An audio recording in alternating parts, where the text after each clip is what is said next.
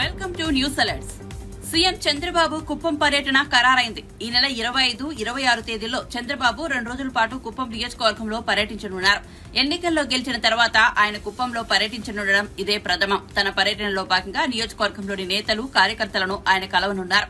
నియోజకవర్గంలోని మండలాల్లో పర్యటించి టీడీపీ శ్రేణులతో సమావేశాలు నిర్వహించనున్నారు. తనపై నమ్మకం ఉంచి మరొకసారి గెలిపించిన ప్రజలకు చంద్రబాబు కృతజ్ఞతలు తెలపనున్నారు. చంద్రబాబు కుప్పం నియోజకవర్గం నుంచి వరుసగా 8వసారి విజయం సాధించారు. నాడు చంద్రగిరిలో ఓటమి తర్వాత కుప్పం నియోజకవర్గానికి మారిన చంద్రబాబు 1989 నుంచి ఇక్కడ ఎదురులేని ప్రస్థానం కొనసాగిస్తున్నారు.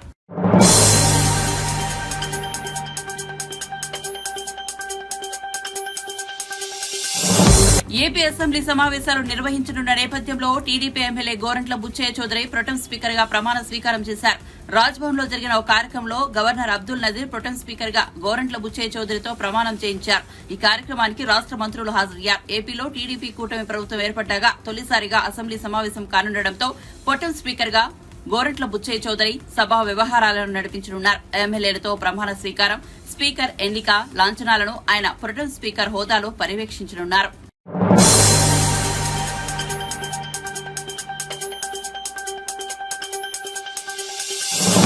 ఏపీ సినిమాటోగ్రఫీ, పర్యాటకం, సంస్కృతి శాఖల మంత్రిగా కందుల దుర్గేష్ పదవి బాధ్యతలు చేపట్టారు. ఈ సందర్భంగా తన ఛాంబర్లో మాట్లాడుతూ కోనసీమ ప్రాంతాన్ని అద్భుతంగా అభివృద్ది చేసి సినిమా షూటింగ్లకు అనుమతి తీర్చిదిద్దుతానని చెప్పారు. ఏపీలో సినిమా స్టూడియోల నిర్మాణానికి టాలీవుడ్ నిర్మాతలు ముందుకు రావాలని పిలుపునిచ్చారు. రాష్ట ప్రభుత్వం నుంచి చిత్ర పరిశ్రమకు సంపూర్ణ సహకారం ఉంటుందని, సినీ ఇండస్ట్రీ పెద్దలతో చర్చలు చేపట్టి భవిష్యత్ కార్యాచరణను నిర్ణయిస్తామని తెలిపారు. సినీ రంగానికి ఊతవిచ్చేలా తమ చర్యలు ఉంటాయని, అవసరమైన సౌకర్యాలు కల్పిస్తామని స్పష్టం చేశారు. ఇక రాష్ట్రంలో temple tourism, eco tourism, adventure tourism ను పెద్ద ఎత్తున ప్రోత్సహిస్తామని మంత్రి చెప్పారు. కందుల దుర్గేష్ సచివాలయంలోని సెకండ్ బ్లాక్ లోని తన ఛాంబర్లో మంత్రిగా బాధ్యతలు అందుకున్నారు. అటు రిషికొండ ప్యాలెస్ పైన మంత్రి స్పందించారు. అంత ఖర్చు పెట్టి ప్యాలెస్ కట్టే బదులు పేదలకు ఆసుపత్రి కడితే బాగుండేదని అభిప్రాయపడ్డారు. పర్యాటకం విషయంలో కానివ్వండి, సాంస్కృతిక విధానాల్లో కానివ్వండి ఉన్నాయో వాటిని ఎక్స్ప్లోర్ చేసి వాటిని సరైన రీతిలో ముందుకు తీసుకెళ్ళి అదేవిధంగా ప్రజలందరికీ ఉపయోగపడే విధంగా, అదే పక్కన ఆదాయాన్ని సమకూర్చుకునే విధంగా మేము తప్పనిసరిగా కృషి చేస్తామనేటువంటి మాటని ఈ సందర్భంగా తెలియజేస్తున్నాం. అదేవిధంగా సినిమాటోగ్రఫీ, ప్రకృతి అందాలతో ఉన్నటువంటి ఆంధ్రప్రదేశ్ రాష్ట్రం ఇవాళే కాదు చాలా కాలంగా సినిమా వారికి చాలా అద్భుతమైన లొకేషన్స్ అందించినటువంటి రాష్ట్రం. ఇక్కడ మనం చూస్తే గోదావరి అందాలు, సముద్ర తీర ప్రాంతాలు, కోనసీమ అందాలు, అదేవిధంగా కృష్ణా పరివాహక ప్రాంతం, పెన్నా పరివాహక ప్రాంతం, ఇలా చూసుకుంటే ఒక పక్కన సముద్రం, మరో పక్కన నదులతోటి జీవకళ ఉట్టిపడేటువంటి రాష్ట్రం ఖచ్చితంగా ప్రపంచంలోనే అద్భుతమైనటువంటి లొకేషన్లో ఉన్నటువంటి రాష్ట్రంగా ఉంది. పాలకులు మంచివాళ్ళైతే చిత్తశుద్ధి ఉంటే కేరళని మించి మనం కోనసీమని అద్భుతంగా తీర్చిదిద్దచ్చు అనేటువంటి మాట మనకు కనపడతా ఉంది.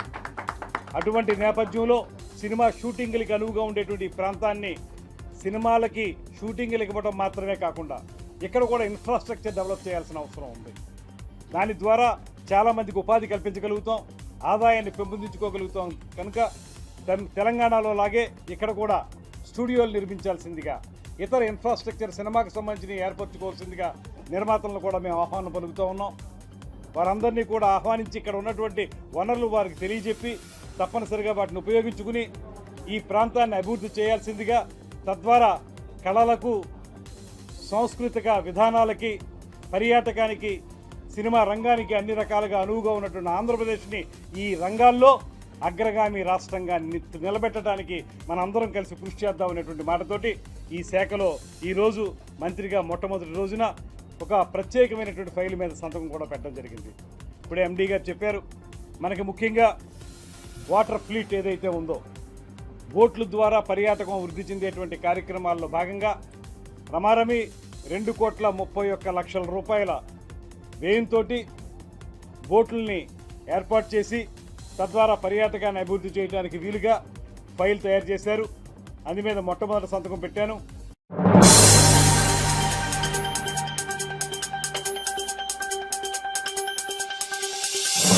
సింగరేణిని కాపాడుకోవడానికి అవసరమైతే ప్రధాని నరేంద్ర మోదీని కలుస్తామని తెలంగాణ ఉప ముఖ్యమంత్రి మల్లు భట్టి విక్రమార్క అన్నారు. శ్రావణపల్లె బొగ్గు గనులను కేంద్రం వేలం వేస్తోందని, ఈ విషయమై కేంద్ర మంత్రి కిషన్ రెడ్డిని కలుస్తామన్నారు.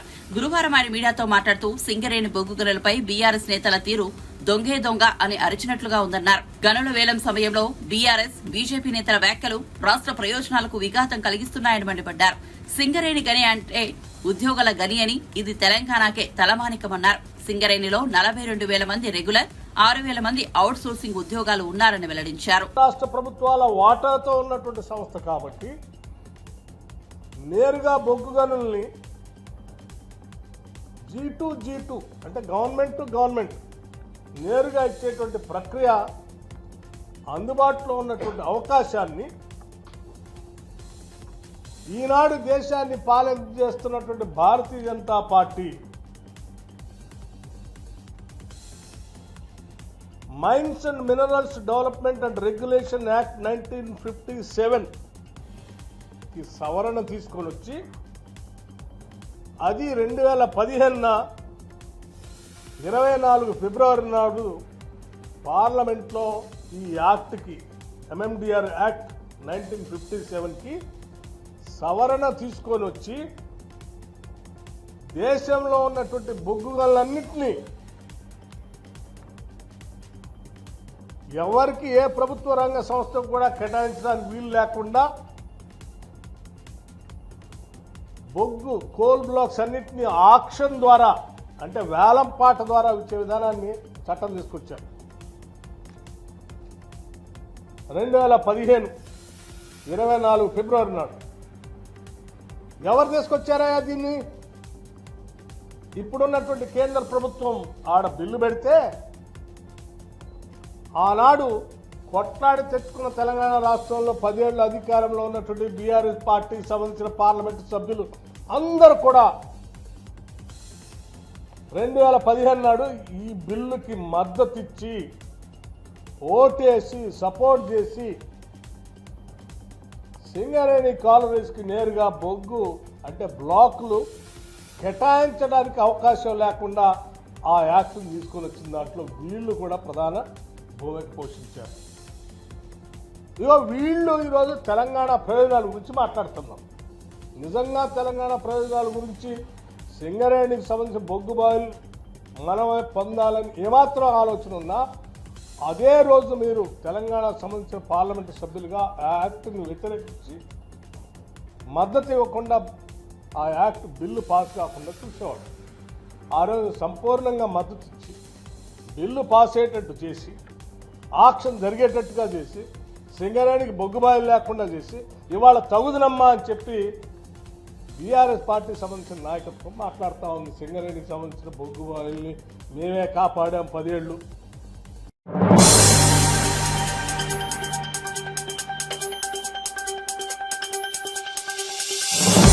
ఎన్నికల్లో దొంగ వాగ్దానాలు ఇచ్చి చంద్రబాబు అధికారంలోకి వచ్చారని ఆరోపించారు మాజీ మంత్రి కొడాలి నాని.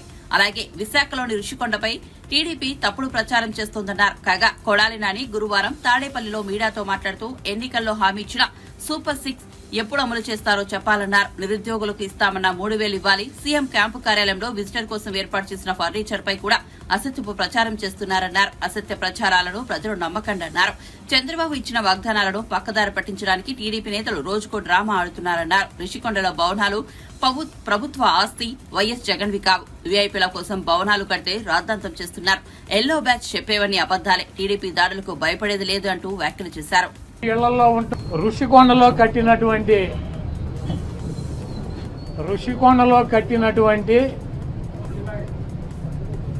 పర్యాటక కేంద్రంలో కట్టినటువంటి భవనాలనే ఈ సిగ్గు ఎగ్గు లేనటువంటి తెలుగుదేశం పార్టీ, ఈ సిగ్గు ఎగ్గు లేనటువంటి ఎల్లో మీడియా అది జగన్మోహన్ రెడ్డి గారి నివాసం అని చెప్పి చూపిస్తున్నారు 3 రోజుల నుంచి. వెళ్ళి జగన్మోహన్ రెడ్డి గారు అక్కడ నివాసం ఉన్నాడా? ముఖ్యమంత్రి అయిన తర్వాత 5 సంవత్సరాలు ఈ తాడేపల్లిలో ఉన్నటువంటి ఇల్లు క్యాంప్ ఆఫీస్ ఇక్కడి నుంచే నడిపాడు. ఆయన కార్యాలయాన్ని కానీ ఇంటిని కానీ జగన్మోహన్ రెడ్డి గారి రక్తంలో లేదు. ప్రభుత్వం కట్టించినటువంటి ఇళ్లలో ఉండటం కానీ ప్రభుత్వం కట్టించినటువంటి గెస్ట్ హౌస్లో ఉండేటువంటి కర్మ జగన్మోహన్ రెడ్డి గారికి పట్టల. జగన్మోహన్ రెడ్డి గారు వైజాగ్లో సొంత ఇల్లు కట్టుకున్నాక అక్కడ షిఫ్ట్ అవుతాడు. అంతేగాని టూరిజం ప్లేస్లో కట్టినటువంటి ఆ హౌస్లో జగన్మోహన్ రెడ్డి గారు వెళ్తాడని చెప్పి ఎవడు చెప్పాడు వీళ్ళకి వెధవులకే? అది జగన్మోహన్ రెడ్డి గారి కోసం కట్టించుకున్నటువంటి ఇల్లు అని చెప్పి రకరకాలైనటువంటి కథనాలు రాస్తున్నారు. అది ఒక అంతర్జాతీయ రాజధానిగా తీర్చిదిద్దాలన్నదే వైఎస్ఆర్ కాంగ్రెస్ పార్టీ లక్ష్యం. దాన్ని రాజధాని చేయాలన్నదే ఆ రోజు నిర్ణయించుకున్నాం. కాబట్టి అక్కడ ఇంటర్నేషనల్ సెమినార్లు జరుగుతున్నాయి. అనేక మంది ఇంటర్నేషనల్ సంబంధించినటువంటి దేశ విదేశాల నుంచి అనేక మంది పారిశ్రామికవేత్తలు వస్తున్నారు. కనీసం వాళ్ళకి సౌకర్యం ఉండటానికి అవకాశం లేనటువంటి పరిస్థితి ఉంది. కాబట్టి ఉత్తరాంధ్రలో ఉద్దానంలో దాదాపు 700 కోట్ల రూపాయలు పెట్టి హాస్పిటల్ కట్టించారు కిడ్నీ పేషెంట్ల కోసం అని చెప్పి. అదేవిధంగా విజయనగరం కావచ్చు లేదా పార్వతీపురం కావచ్చు, ఉత్తరాంధ్రలోనే 650 కోట్ల రూపాయలు పెట్టి ఒక్కొక్క మెడికల్ కాలేజీ కట్టించారు. అదేవిధంగా టూరిజం ప్లేస్లో అంతర్జాతీయ సంస్థలు కానీ వ్యక్తులు కానీ వచ్చినప్పుడు అక్కడ ఒక విధి ఉండాలని చెప్పి ఒక మంచి భవనాన్ని నిర్మిస్తే 7 బిల్డింగులు అయ్యి, ఒక బిల్డింగ్ కాదు 7 బిల్డింగుల్లో జగన్మోహన్ రెడ్డి గారు ఉండరు. 7 బిల్డింగులు కట్టారు. ఆ 7 బిల్డింగుల్లో 7 బ్లాకుల్ని చూపించేది జగన్మోహన్ రెడ్డి గారు 450 కోట్ల రూపాయలు పెట్టి ఇల్లు కట్టుకున్నారని చెప్పి ఈ దుర్మార్గమైనటువంటి ప్రచారం చేస్తున్నారు. ఇవన్నీ కూడా ప్రజలు గమనిస్తారు.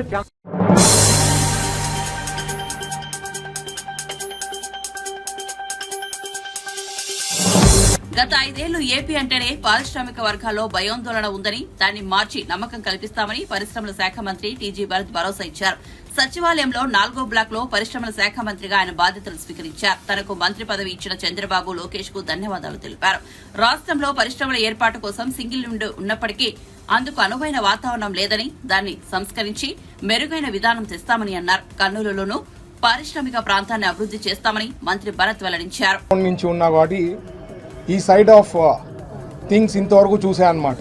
ఏమి ఇష్యూస్ ఫేస్ చేస్తుంటాము, ఎట్లా ఏ రకంగా చేస్తే చాలా బాగుంటుంది, డెవలప్ అయ్యేదానికి అవకాశం ఉంటుంది. గుజరాత్ ఏ రకంగా ఈరోజు ఎవరు పెద్ద ఇండస్ట్రీస్ పెట్టాలనుకుంటే ఫస్ట్ గుజరాత్ పోతారు.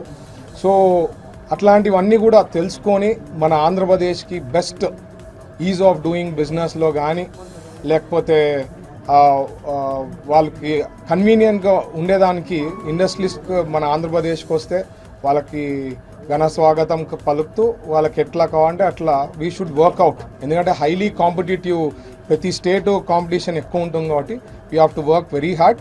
బట్ ఖచ్చితంగా we will do our best. నేను ఒకటి చెప్పేది, ఏది మాయాబజార్ కాదు. బట్ 100 times ప్రీవియస్ గవర్నమెంట్ కన్నా 100 times అయితే బెటర్ చేయగలుగుతాం అయితే మాత్రం హామీ ఇవ్వడం జరుగుతోంది. మొదటిగా ఇప్పుడు మనకి కాన్ఫిడెన్స్ అనేది ఇండస్ట్రీస్లో ఈ లాస్ట్ 5 years చేసిన దానికి ఒక తగ్గిందనమాట. మన ఆంధ్రప్రదేశ్కి రావాలంటే భయపడతారు కొంత. So basically what we have to do is, మనము ఇన్సెంటివ్స్ ఏదైతే ఉందో రాయితీలు ఆల్రెడీ అనౌన్స్ చేసి ఉంటామో అవి చాలా వరకు అట్లే అయిపోయింది. ఇన్సెంటివ్స్ అనౌన్స్ అయినాయి, వాళ్ళకు వచ్చినాయి, ప్రాసెస్ అయిపోయింది. బట్ ఏవి కూడా వాళ్ళకి అందడం అనేది కాలేదన్నమాట. ఓన్లీ ఎంఎస్ఎంఈకి కొద్ది వరకు ఏమో జరిగిందని నిన్న. సో ఈ ఇన్సెంటివ్స్ అనేది చంద్రబాబు గారితో ఫాలోఅప్ చేసి ఖచ్చితంగా వీలైనంత త్వరలో మనం అది వాళ్ళకి రిలీజ్ చేస్తే ఒక కాన్ఫిడెన్స్ అనేది వస్తుంది ముందు. ఎందుకంటే నేను జస్ట్ ఒక 4-5 daysతో ఇంటరాక్షన్తో పెద్ద ఇండస్ట్రీస్ వచ్చేదానికి చాలా అవకాశం ఉంది. కోస్టల్ లైన్ ఉంది. సో ఇట్లాంటివి అన్నీ we have better picture than lot of other states అన్నమాట. సో మనము వాళ్ళకి వర్కౌట్ చేసి ఏ డిస్ట్రిక్ట్స్లో ఆ రా మెటీరియల్ సోర్సెస్ అనుకోండి, న్యాచురల్ ఏమున్నాయి అక్కడ డెవలప్ చేస్తూ, అంటే ఓవరాల్ గ్రోత్ ఇవ్వాలి. ఒక ప్లేస్ అనేది కాకుండా స్టేట్ వైడ్. ఎందుకంటే చంద్రబాబు గారు ఉద్దేశం కూడా అదే అనమాట, స్టేట్ వైడ్ గ్రోత్ అనేది ఇవ్వాలా. అలాగే మనకి గుజరాత్లో వచ్చి గిఫ్ట్ సిటీ అనేది ఉంటుంది, మీకు ఐడియా ఉంది. సో మనకి ఎట్లయినా స్పెషల్ స్టేటస్ అనేది ప్రజెంట్ అది కోల్డ్ స్టోరేజ్లో ఉంది కాబట్టి చంద్రబాబు గారిని రిక్వెస్ట్ చేసి, సార్ మనకు కూడా గిఫ్ట్ సిటీ అనేది ఇవ్వాలా ఆంధ్రప్రదేశ్కి అని చెప్పి రిక్వెస్ట్ చేస్తాం, పుష్ చేస్తాము. So will try to put in all efforts and see. అంటే మా సైడ్ నుంచి లోకేష్ గారు, ఎందుకంటే ఆల్రెడీ చెప్పారు కదా, ఫేస్ ఆఫ్ ఆంధ్రప్రదేశ్, మా ఇద్దరు portfolios will play major role. So will do our best అండి. Thank you.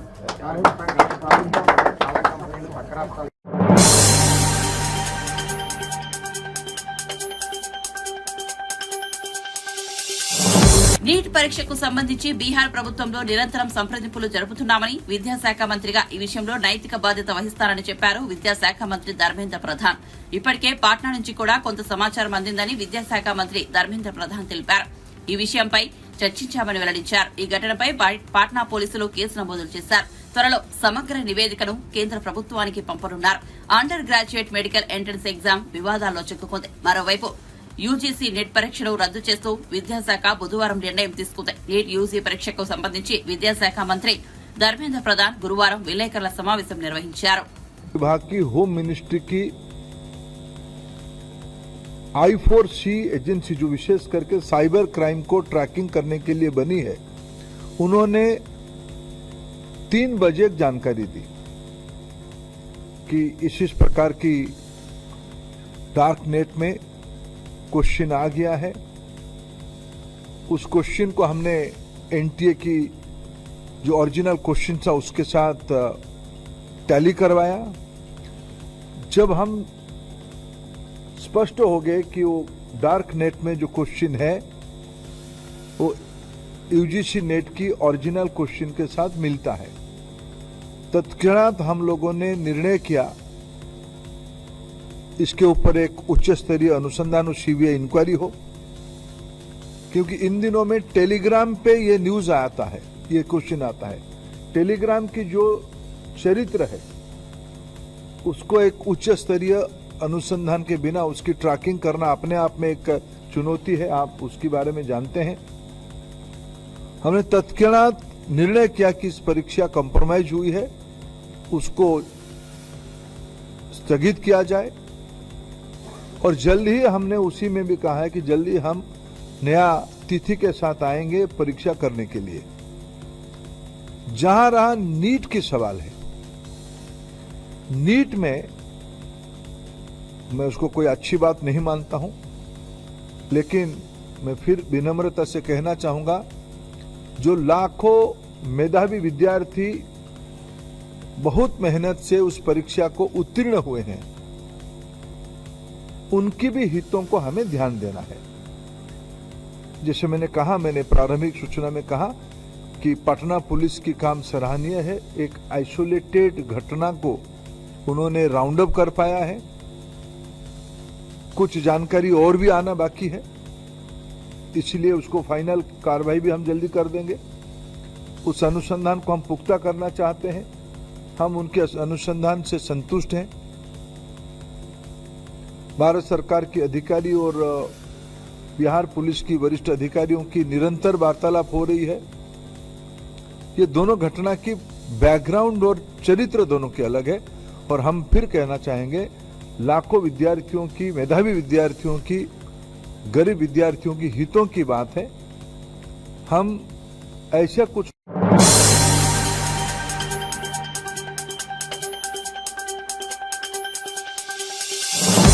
తిరుమల శ్రీవారిని మంత్రి కొల్లు రవీంద్ర దర్శించుకున్నారు. గురువారం స్వామివారి అభిషేక సేవలో పాల్గొని మొక్కులు చెల్లించుకున్నారు. టీటీడీ ఆలయ అధికారులు ఆయనకు స్వాగతం పలికి దర్శన ఏర్పాట్లు చేశారు. దర్శనం అనంతరం రంగనాయకుల మండపంలో కొల్లు రవీంద్రకు పండితులు ఆశీర్వచనం చేసి స్వామివారి తీర్థ ప్రసాదాలను అందజేశారు.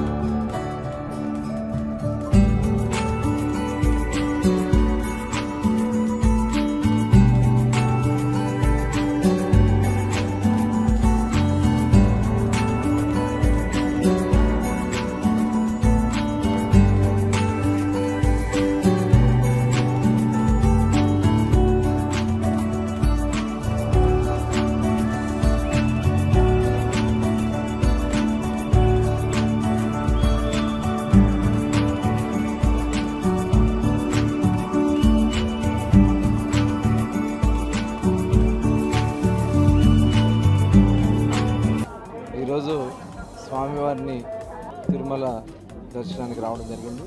చాలా అద్భుతమైనటువంటి దర్శనాన్ని ఈరోజు స్వామివారిని చేసుకోవడం జరిగింది.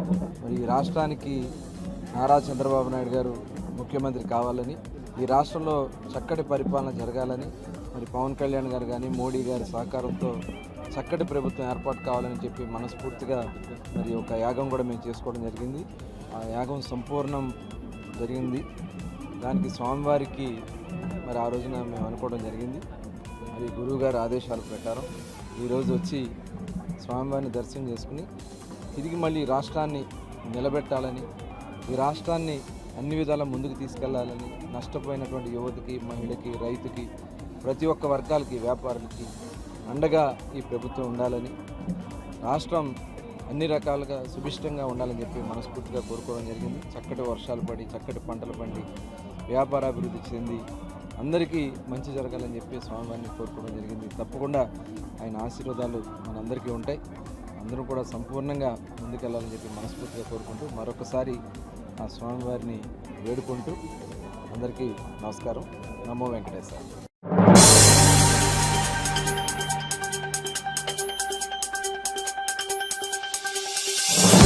సికింద్రాబాద్ రైల్వే స్టేషన్ లో భారీ అగ్ని ప్రమాదం సంభవించింది. ఆగి ఉన్న రైలు బోగీలో మంటలు చెలరేగాయి. ఉదయం 11 గంటల సమయంలో ఈ ప్రమాదం జరిగింది. వాషింగ్ కి వెళ్లి ప్లాట్ఫామ్ వైపు వెళ్తున్న అదనపు ఏసీ బోగీలో షార్ట్ సర్క్యూట్ కారణంగా ఒక్కసారిగా భారీగా మంటలు అంటుకున్నాయి. ఇక రైలు బోగీలో మంటలు చెలరేయడం గమనించిన సిబ్బంది వెంటనే అగ్నిమాపక శాఖ సిబ్బందికి సమాచారం అందించారు. ఫైర్ ఇంజిన్లతో ఘటనా స్థలానికి చేరుకున్న అగ్నిమాపక సిబ్బంది మంటలను ఆపివేశారు. కాగా ప్రమాదం సమయంలో రైలు బోగీలో ఎవరూ లేకపోవడంతో పెను ప్రమాదం తప్పింది. ఎలాంటి ప్రాణ నష్టం సంభవించలేదు. ఈ ప్రమాదంలో 2 బోగీలు పూర్తిగా దగ్ధమయ్యాయి. ఈ ఘటనపై కేసు నమోదు చేసిన పోలీసులు దర్యాప్తు చేస్తున్నారు.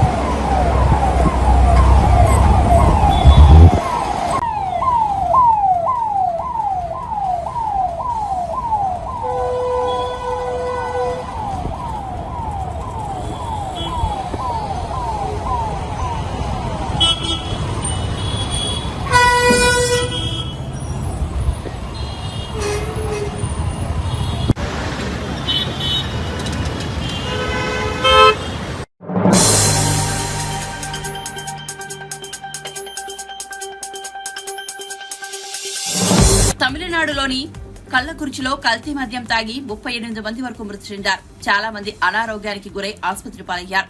ఈ విషాద సంఘటనపై జయలలితకు అత్యంత సన్నిహితురాలైన వికే శశికళ తీవ్రంగా స్పందించారు. కల్తీ మద్యం తాగిన కారణంగా జరిగిన మరణాలకు స్టాలిన్ ప్రభుత్వమే బాధ్యత వహించాలన్నారు. ఘటనకు బాధ్యులైన వారిని వారం రోజుల్లో అరెస్టు చేయాలని డిమాండ్ చేశారు. సంబంధిత అధికారులను బదిలీలతో సరిపెట్టకుండా సస్పెండ్ చేయాలన్నారు. ప్రభుత్వం తక్షణ చర్యలను చేపట్టుకుంటే ప్రజలే నిర్ణయం తీసుకుంటారని హెచ్చరించారు. ప్రభుత్వానికి తెలియకుండా ఈ ఘటన జరిగే అవకాశం ఉందని తాను అనుకోవడం లేదన్నారు. ఇవి ప్రభుత్వం చేసిన హత్యలుగానే భావిస్తున్నామన్నారు. స్టాలిన్ ప్రభుత్వం నిర్లక్ష్యం వల్ల ప్రాణాలు గాల్లో కలిశాయని ఆవేదన వ్యక్తం చేశారు. నాటుసారాకు తమిళనాడు అడ్డాగా మారిందని ఆరోపించారు. சேலம் எல்லாம் கொண்டு போய் வச்சுருக்காங்க. அதில் கிட்டத்தட்ட 40 பேர் ரொம்ப கவலைக்கிடமான நிலைமையில தான் இருக்கிறதா எங்களுக்கு கருத்து. இது எல்லாமே காரணம் என்னை பொறுத்த வரைக்கும் இந்த அரசாங்கம் தான் பொறுப்பேற்றுக்கணும். இந்த கள்ளச்சாராயங்கிறது எப்படி இங்க புழக்கத்துல இருக்கு என்னங்கிறத பார்க்க வேண்டிய கடமை முதலமைச்சருக்கு இருக்கு. அது மட்டும் அல்ல, முதலமைச்சர் தான் காவல்துறைக்கும் அமைச்சரா இருக்காரு. அதனால அவருக்கு தான் பொறுப்பு அதிகம் இருக்கணும். இதுல இந்த மாதிரி உயிர்களை நம்ம பறி கொடுத்து ஒவ்வொரு முறையும் பேசிக்கிட்டு இருக்கோம். அது எந்த அளவுக்கு இந்த அரசாங்கம் எடுத்துக்குதுன்னு எனக்கு தெரியல. என்னை பொறுத்த வரைக்கும் போலீஸ் துறையை கையில் வைத்திருக்கும் முதலமைச்சருக்கு நான் சொல்லிக் கொள்வது என்னன்னா, நீங்க இன்னும் கவனம் செலுத்தணும்ல. நான் கேள்விப்பட்டவரை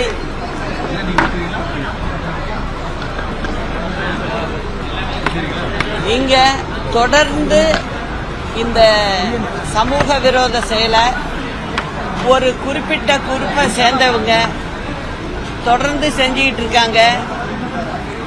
இதுக்கு காவல்துறையும் துணையா இருக்கிறதா நான் கேள்விப்பட்டு ரொம்ப மனசு கஷ்டமா இருக்கு. இதே காவல்துறை தான் அம்மா இருந்தப்ப இருந்தது. ஆனா இப்போ அம்மா இல்லை. ஆனா புதிய திமுக அரசாங்கம் இங்க பதவியேற்று 4வது வருஷத்துல இருக்கு இப்போ.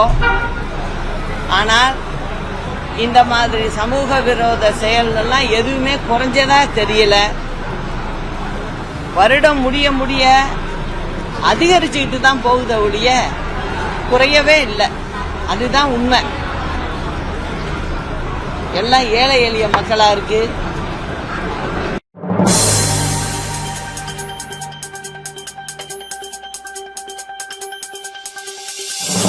పద్ధతి మార్చుకోకపోతే కనుక కాంగ్రెస్ పార్టీ ఉండదని, ముఖ్యమంత్రిగా రేవంత్ రెడ్డి ఉండరని ఎంఆర్పీఎస్ అధ్యక్షుడు మందకృష్ణ మాదిగ అన్నారు. గురువారం ఆయన మాట్లాడుతూ పార్లమెంట్ ఎన్నికలలో మాదిగలకు ఒక్క సీటు కూడా ఇవ్వకుండా కాంగ్రెస్ పార్టీ మోసం చేసిందని విమర్శించారు. మాదిగలకు చేసిన మోసాన్ని ఖచ్చితంగా రేవంత్ రెడ్డికి బుద్ది చెబుతారన్నారు. కాంగ్రెస్ పార్టీ పద్ధతి మార్చుకోవాలని హితో పలికారు. లేదంటే వారి పార్టీ ఉండదు, సీఎంగా రేవంత్ రెడ్డి ఉండరని హెచ్చరించారు. రాష్ట్రంలో కాంగ్రెస్ ప్రభుత్వమే ఉందని, అయినప్పటికీ లోక్సభ ఎన్నికల్లో ఆ పార్టీ మెజార్టీ సీట్లు ఎందుకు గెలవలేదో ఆలోచించుకోవాలని సూచించారు. తెలంగాణలో బీజేపీకి ఏ పార్టీతో పొత్తు లేదు గనక డైరెక్ట్గా బీజేపీకి మద్దతు ఇచ్చుకుంటూ వచ్చా.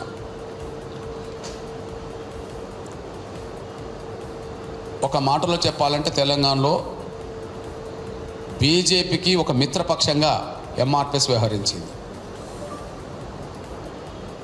ఆంధ్రప్రదేశ్లో టీడీపీ, బీజేపీ, జనసేన కూటమిని బలపరిచింది. కర్ణాటకలో బీజేపీ, జేడీఎస్ కూటమిని బలపరిచింది. తమిళనాడు మొదలుకొని ఎంఆర్పీఎస్కు బలమున్న, నిర్మాణపరంగా శక్తి ఉన్న ప్రతి చోట బీజేపీని, బీజేపీ మిత్రపక్షాలని బలపడుతూ వచ్చేసింది. మేము బీజేపీని బలపరచడానికి ప్రధాన కారణం గౌరవ నరేంద్ర మోడీ గారి మీద ఉన్న విశ్వాసం. ప్రధాన కారణం ప్రధానమంత్రి గౌరవ నరేంద్ర మోడీ గారి మీద ఉన్న విశ్వాసం. ఆయన నవంబర్ 11వ తారీఖు నాడు గతంలో హైదరాబాద్ విశ్వరూప మహాసభకు వచ్చి ఆయన చేసిన వాగ్దానం, ఆయన మాదిగల ఆవేదనకు అనుగుణంగా తీసుకున్న స్పందన మాదిగ జాతి యావత్తును కదిలించింది. ఇక వర్గీకరణ జరిగితే గౌరవ నరేంద్ర మోడీ గారే చేస్తాడనే నమ్మకాన్ని కల్పించడం జరిగింది. అందుకు అనుగుణంగా కేంద్ర ప్రభుత్వం కూడా ఒక కమిటీ వేసింది. కమిటీ ప్రక్రియ కొనసాగుతున్న సమయంలోనే సుప్రీంకోర్టులో ఎస్సీ వర్గీకరణ మీద ఆర్గ్యుమెంట్స్ జరిగినాయి. జడ్జిమెంట్ త్వరలో వస్తుందని ఆశిస్తున్నాం. ఇప్పుడు సుప్రీంకోర్టుకు సెలవులు ఉన్నందున, జూలై 7 వరకు సెలవులు ఉన్నందున, జూలై 7 తర్వాత సుప్రీంకోర్టు సెలవులు అయిపోయిన వెంటనే తీర్పు వస్తుందని ఆశిస్తున్నాం.